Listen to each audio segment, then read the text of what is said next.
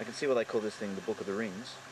A, it's really, really long, and B, it looks like the cross-section of a tree that's been cut down. I wonder if that's significant. Well, I've been reading this book for a couple of hours and it's pretty freaky stuff. I think the most important thing to note on this occasion is that all of these guys, they believe in fairies. They think they share this mountain with fairies. And the woman, apparently, who owns the mountain, Susanna, she lives just up there in a house, but about 200, 300 feet underground. Because she is a fairy from the turn of the century that, what did she do? That she became famous as a world-famous botanist, and she knows everything about plants because she is part fairy, apparently. So Julie and I are currently living on a mountain with a bunch of fairies. I suppose it's not altogether unheard of. There are nightclubs. But this is interesting as well. I found this just down by the water. It's some sort of hat. Look great, don't it?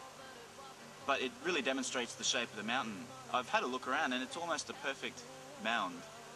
Anyway, you start off down the bottom and there's this road that spirals all the way up to the top of the mountain, and all of the hempies sort of just live all over the place. And Julie and I are on the top, amongst all sorts of trees and things. God knows what's going to happen next. Well, apparently the intrigue doesn't stop there. According to the book, they also talk to dead humans reincarnated into trees. So all of these trees that we see are humans. We're going to go and interview one now. Okay, we'll choose this guy over here. Hi, my name's Brad, and I was wondering, how long have you lived here? Right, no comment. How about you, sir? How do you get on with the folks on this mountain? Okay, great. And you, sir? How can you possibly be silent with a mouth like that? Oh my God, a dead body!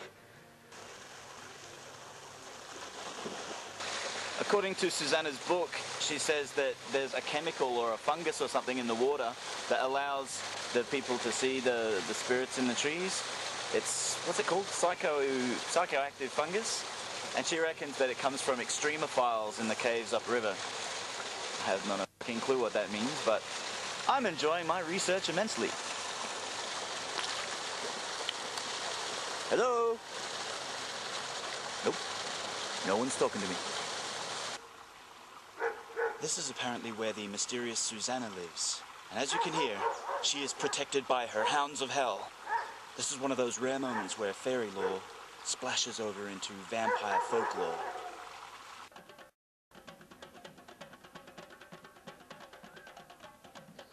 This is Moon Diary. I don't know whether we should go down there or not. I just finished taping that Moon Diary, and it's weird because all of the creatures on the mountain seem to have been drawn to the top of the mountain. All of these moths just inundated us.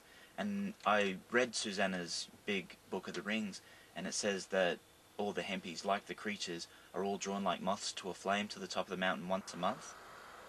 It's bloody fascinating, hey?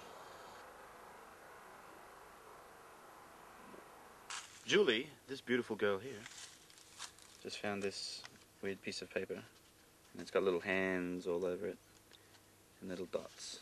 Where did you find it? Just over there on the ground. Just over there, on that ground. This is Brad, your roving through the forest reporter.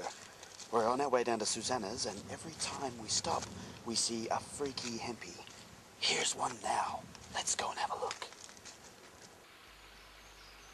This guy is full on. He's been sitting here for about 20 minutes.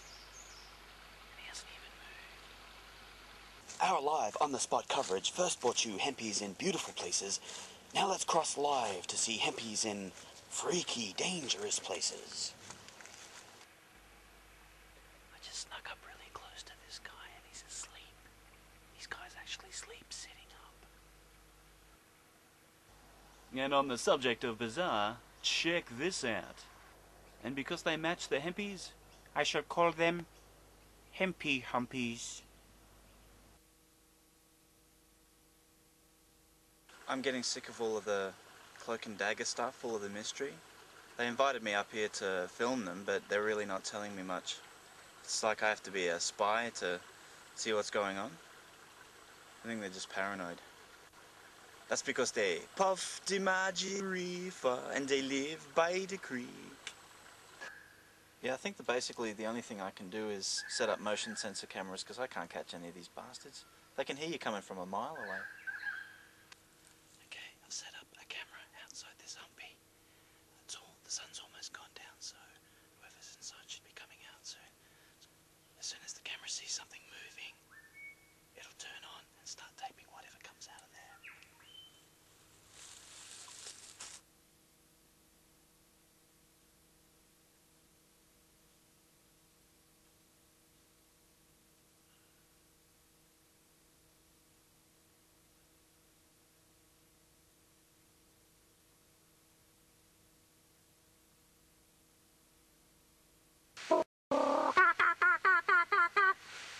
Here we are on the set of the latest Indiana Jones movie. No, actually it's dawn. And this place is what the hippies call the temple. You can see why. But apparently they come here to swim and wash their clothes. So perhaps we will get some action if we put a camera, let's say, over there.